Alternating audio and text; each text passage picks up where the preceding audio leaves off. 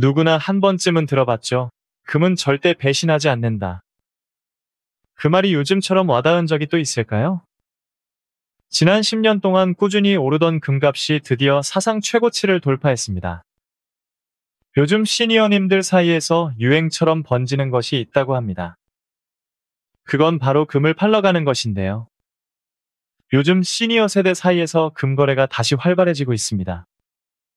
특히 종로나 남대문 등 금은방 밀집 지역에서는 시세를 확인하려는 발길이 꾸준히 늘고 있습니다. 한국금거래소에 따르면 10월 기준 순금 1돈 3.75지의 시세는 약 93만원 수준입니다. 국제금 시세가 10년 만에 사상 최고치를 경신했습니다. 달러 강세, 지정학적 리스크, 그리고 인플레이션 우려까지 모든 요인이 금값을 끌어올리고 있죠. 약 25년 전인 2000년대 초반에는 1돈이 6만 원대였던 것을 감안하면 현재는 15배 이상 상승한 셈입니다. 이처럼 금값이 장기적으로 상승세를 이어가면서 예전부터 보관해 두었던 금 제품을 팔거나 앞으로의 추가 상승에 대비해 미리 구입하는 분들도 많아지고 있습니다. 그런데 이렇게 금을 사고 팔 때 이것을 모르면 무조건 손해라고 하는데요. 그래서 준비했습니다. 금을 저렴하게 사고 비싸게 파는 방법. 금을 팔 때 어떻게 하면 손해보지 않고 팔 수 있는지, 살 때는 어떻게 해야 조금이라도 저렴하게 살 수 있는지 오늘 확실하게 알려드리겠습니다. 특히 오늘 영상은 시니어님들뿐만 아니라 주위에 결혼을 준비하고 있는 자녀분들이 계시다면 영상 함께 공유해 주셔서 절대 손해보는 일이 없도록 알려주시기 바랍니다. 금을 싸게 사는 방법. 우리가 금을 사러 갈 때 보통 금은방을 찾게 되는데요. 상황에 따라 두 가지 구매 유형이 있습니다. 첫 번째는 순금 골드바를 사는 경우이고, 두 번째는 반지나 목걸이 같은 제품형을 사는 경우입니다. 일단 골드바에는 두 가지 종류가 있습니다. 첫 번째는 주물금형입니다. 예전에 금은방에서 많이 만들던 방식으로 금을 녹여 바 형태로 만든 다음 귀금속 감정원에서 함량 검사를 받은 후 판매하는 방식입니다. 공임이 가장 저렴하며 순도는 999.9%입니다. 두 번째는 프레스 골드바인데요. 이것도 순도는 99.99%입니다. 여러분이라면 이 두 개의 골드바 중 어떤 것을 구입하시겠습니까? 많은 분들이 순도가 높은 게 무조건 좋은 거 아니야? 하실 텐데요. 프레스 금형은 가공되어 깔끔하다는 장점이 있지만 구매 시 바로 공임비가 발생한다는 단점도 있습니다. 그래서 보관이나 되팔 계획이라면 주물금형, 노후 자금이나 자녀에게 물려줄 장기 보관용이라면 프레스 골드바를 추천드립니다. 여기서 중요한 점. 이 두 가지 골드바 모두 팔 때 가격은 동일하다는 것도 참고하세요. 제품형 금 구매 시 주의사항. 목걸이나 팔찌 같은 제품을 구매할 때는 꼭 유의해야 할 점이 있습니다. 보통 종로나 남대문 등 금은방 밀집 지역을 돌면서 가격을 비교하곤 하는데요. A 가게는 1돈에 50만원, B 가게는 49만 5천원이라면 당연히 B 가게로 가게 되겠죠? 하지만 이것이 바로 함정일 수 있습니다. 우리는 금값만 보고 제일 싸다고 착각하지만 제품형 금에는 반드시 공임비, 즉 제작비가 추가로 붙습니다. 요즘은 디자인에 따라 1돈당 공임이 5만원에서 많게는 15만원 이상까지 달라집니다. 따라서 금은방에서 물어볼 때는 금값이 얼마예요? 가 아니라 공임비 포함 총 가격이 얼마인가요? 이렇게 물어봐야 합니다. 그래야 전체 가격 기준으로 정확하게 비교할 수 있고 싸다고 생각했는데 오히려 비싸게 사는 일을 막을 수 있습니다. 그리고 또 한 가지 꿀팁. 금은방에서 골드바가 좋아요, 제품형이 좋아요? 하고 물으면 사장님들의 99%는 제품형 목걸이, 팔찌를 추천합니다. 이유는 아주 간단합니다. 제품형 금에는 공임비가 마진으로 남기 때문이죠. 그래서 요즘 알뜰한 분들은 자녀 결혼 예물이나 선물용으로 목걸이 대신 골드바를 준비하기도 합니다.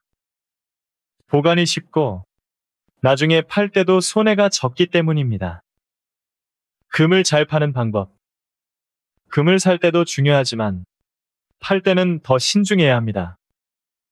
첫 번째, 연결고리 등 부속품 금액을 반드시 따로 확인해야 합니다.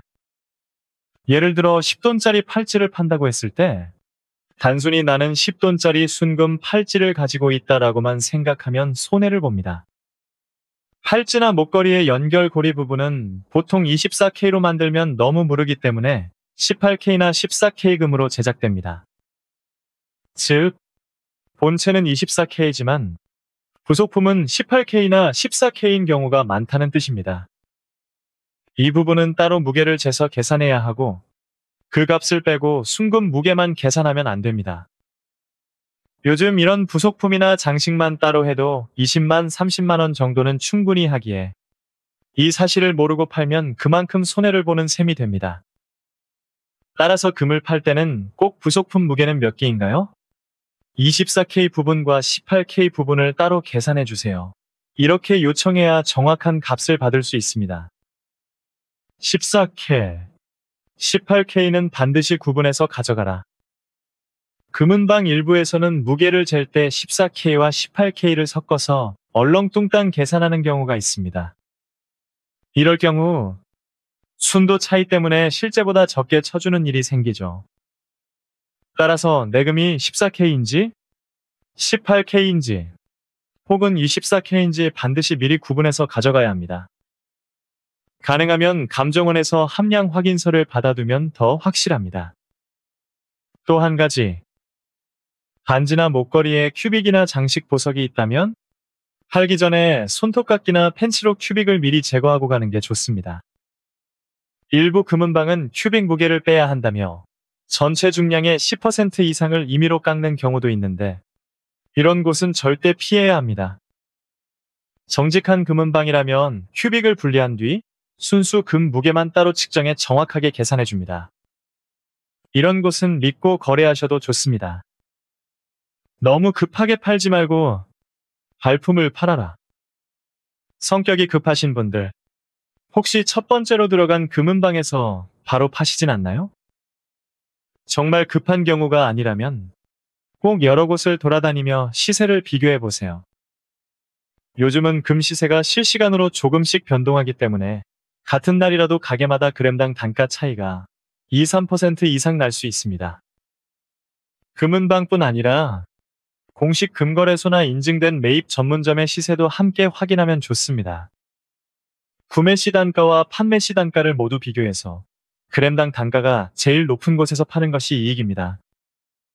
조금만 발품을 팔면 몇만 원에서 많게는 수십만 원까지 차이가 날 수 있으니까요. 금 vs 다이아몬드? 결혼 선물로 뭐가 좋을까? 여러분은 자녀가 결혼할 때 금과 다이아몬드 중 무엇을 주시겠습니까? 예전에는 현금이 최고다라는 말이 많았지만 요즘 MZ세대는 다이아몬드나 브랜드 주얼리를 선호하는 경향이 있습니다. 하지만 금과 다이아몬드의 가장 큰 차이는 바로 이것입니다. 금은 재료, 다이아몬드는 완성품입니다. 금은 제품이든 합금이든 다시 녹여 순금으로 재활용할 수 있습니다. 반면 다이아몬드는 재활용이 어렵고 시세 변동이 거의 없습니다. 30년 전과 비교하면 금값은 10배 이상 상승했지만 다이아몬드는 그렇게 오르지 않았습니다. 오히려 오래된 다이아몬드는 현재 기준 등급에서 가치가 낮게 평가될 수도 있습니다. 따라서 무조건 다이아몬드가 더 고급스럽다기보다는 10년, 20년 후의 실질 가치를 생각해서 선택하시는 게 현명합니다. 요즘엔 예물로 금팔찌나 골드바를 선택하는 경우가 다시 늘고 있다고 하네요. 마무리 오늘은 금을 저렴하게 사고 비싸게 파는 방법에 대해 알아봤습니다. 물론 대부분의 금은방은 양심적으로 운영되지만 어수룩해 보이는 손님을 이용하는 일부 업자들도 있습니다. 오늘 내용 꼭 기억하셔서 시니어님들께서 금을 사고 팔 때 절대 손해보는 일 없이 현명하게 거래하시길 바랍니다. 도움이 되셨다면 주변의 소중한 분들과 영상 공유 부탁드립니다. 저는 다음 시간에 더욱 유익한 정보로 찾아오겠습니다. 오늘도 끝까지 시청해주셔서 감사합니다.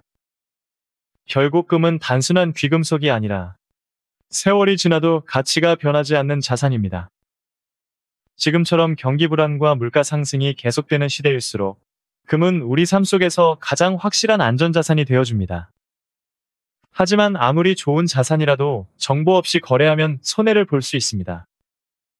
오늘 알려드린 내용처럼 공인비를 꼼꼼히 확인하고 14K, 18K를 구분하고 여러 곳의 시세를 비교하는 것, 이 세 가지만 기억하셔도 절대 손해보지 않습니다.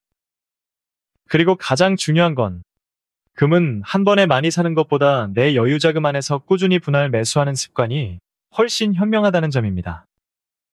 금은 화려하지 않아도 묵묵히 우리의 자산을 지켜주는 든든한 동반자입니다. 지금부터라도 금을 조금씩 공부하고 조금씩 모아보세요. 오늘 영상이 여러분께 도움이 되셨다면 좋아요와 구독, 알림 설정 꼭 부탁드립니다. 저는 다음 시간에도 여러분의 자산을 지켜드릴 유익한 정보로 다시 찾아오겠습니다. 오늘도 시청해주셔서 진심으로 감사합니다.